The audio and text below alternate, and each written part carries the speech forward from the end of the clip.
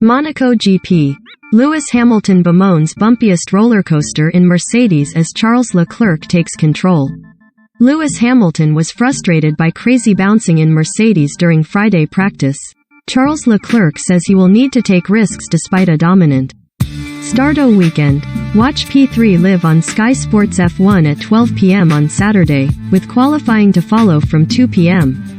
A frustrated Lewis Hamilton described the Monaco circuit as the bumpiest rollercoaster ride and says he already has low expectations for F1's marquee weekend after a troubling start in the Mercedes.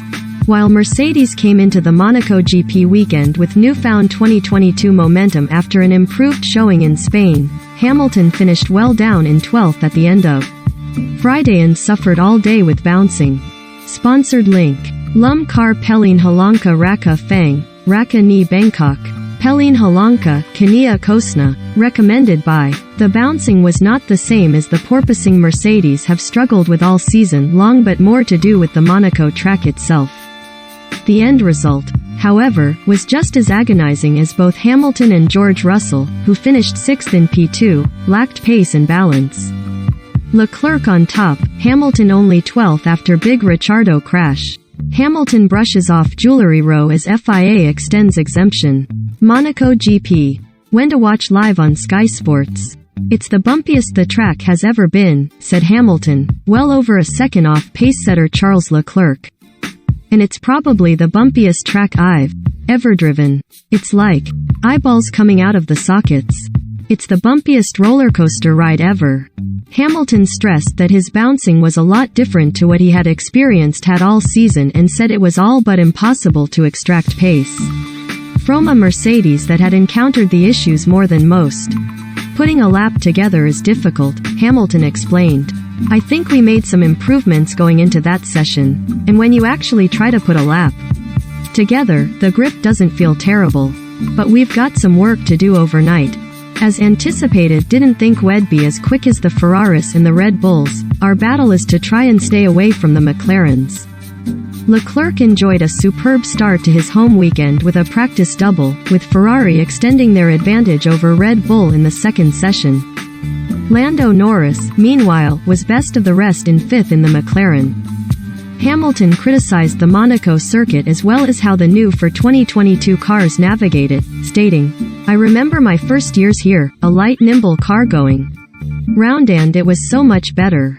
Now we have these super heavy cars. The best laps of the day were the first few laps of P1, added Hamilton. We'll study the data and try and understand how we can improve the bumps. I really hope for a better day tomorrow. It feels like the car's got the potential to really be up there with the guys, but there's all these things that are hindering us a little bit. But we want stop fighting. Russell similarly called his Friday really tricky despite beating Hamilton and reserved praise for Ferrari, who he was 0.7s off in P2.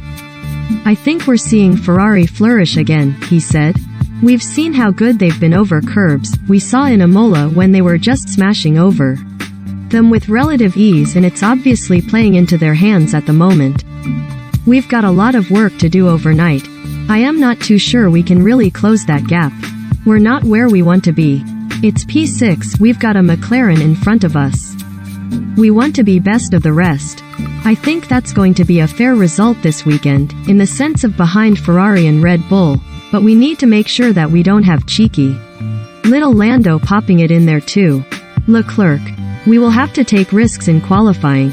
Despite his team's advantage over Red Bull, Leclerc said that he will face higher risks on Saturday if he wants to stay in front of them.